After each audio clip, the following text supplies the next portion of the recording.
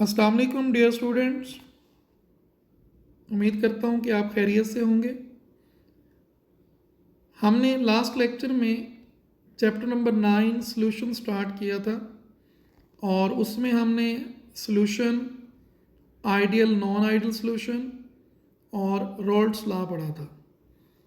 आज हम chapter number 9 का सेकंड लेक्चर स्टार्ट करने जा रहे हैं और जिसमें हमने थर्ड टॉपिक पढ़ना है इस चैप्टर का according to smart syllabus, that is about solubility.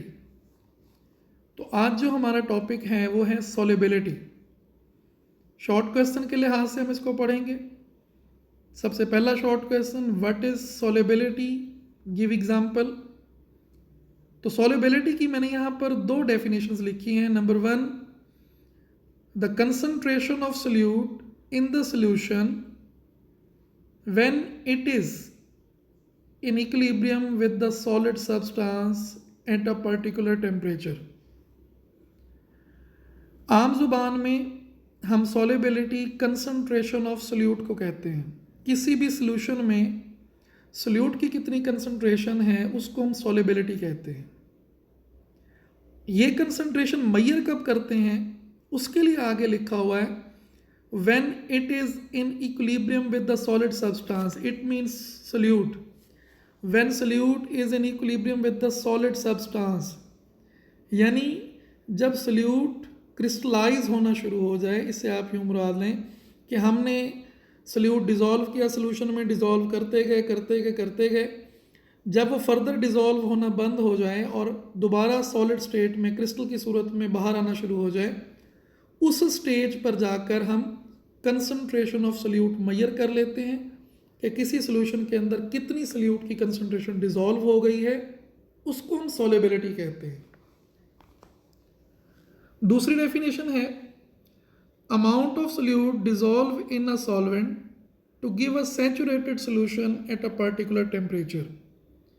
यानी हम पहले सैचुरेटेड सोल्यूशन बनाते हैं, उस सैचुरेटेड सोल्यूशन में जितनी सोल्यूट की अमाउंट डिसॉल्व हुई होती है उसको हम सॉल्युबिलिटी कहते हैं। अब यहाँ पर एक पॉइंट क्लियर करते जाएं, सैचुरेटेड सॉल्यूशन क्या होता है। थोड़ा सा फोकस करके सुने मैं क्या कह रहा हूँ।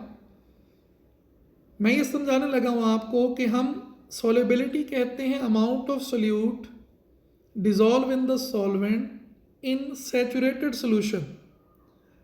सैचुरेटेड सॉल्यूशन क्या होता है, हमने आम जुबान में सुना हुआ है कि जनाब वो सॉल्यूशन जिसमें मज़ीद सोल्यूट हल होना बंद हो जाए।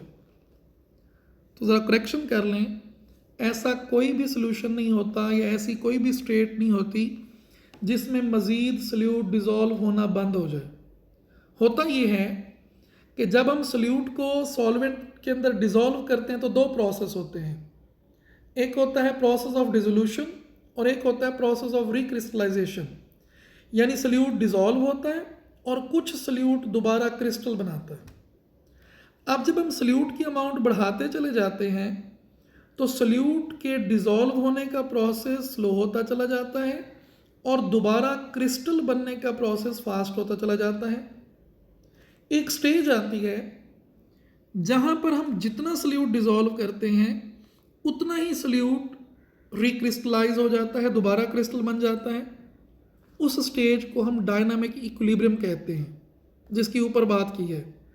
और उस स्टेज वाले सोल्यूशन को हम सैचुरेटेड सोल्यूशन कहते हैं। हमें यह लगता है कि जनाब सोल्यूट डिसॉल्व होना बंद हो गया है, हालांकि ऐसा नहीं होता। जितना सोल्यूट डिसॉल्व हो रहा होता है उतना ही सोल्यूट रिक्रिस्टलाइज हो रहा होता है, तो नेट चेंज आना बंद हो जाता है। तो ये करेक्शन कर लें, सैचुरेटेड सोल्यूशन वो होता है जिसमें process of dissolution and process of recrystallization of solute they take place at the same rate, यानी इनमें डायनामिक इक्विलिब्रियम हो जाती है। या बुक से सॉल्युबिलिटी की एक्सप्लेनेशन पढ़ेंगे तो वहाँ पर दिया हुआ है। उसके बाद है कि हम इसको प्रेजेंट कैसे करते हैं, इसके यूनिट्स क्या हैं। Solubility is always expressed in term of number of grams of solute in 100 gram of the solvent. यानी 100 ग्राम सॉल्वेंट के अंदर कितने ग्राम सोल्यूट है, इसकी ये रिप्रेजेंटेशन होती है। For example, solubility of NaCl in water at 0 degree is 37.5 gram NaCl per 100 gram of the water. यानी 0 डिग्री पर 100 ग्राम वाटर लें तो 100 ग्राम वाटर अपने अंदर 37.5 ग्राम NaCl डिजॉल्व कर सकता है। इसी तरह solubility of copper sulfate at 100 degree centigrade is 75.4 gram of copper sulfate per 100 gram of the water। 100 gram water 75.4 gram copper sulphate dissolve कर लेता है 100 डिग्री पर। तो डेफिनेशन, एक्सप्लेनेशन, रिप्रेजेंटेशन और एग्जाम्पल। नेक्स्ट है डिटर्मिनेशन। हमने किसी भी सल्यूट की, फॉर एग्जांपल हमने NaCl की सॉलिबिलिटी डिटरमाइन करनी है, सॉलिबिलिटी मेजर करनी है, कैसे करते हैं?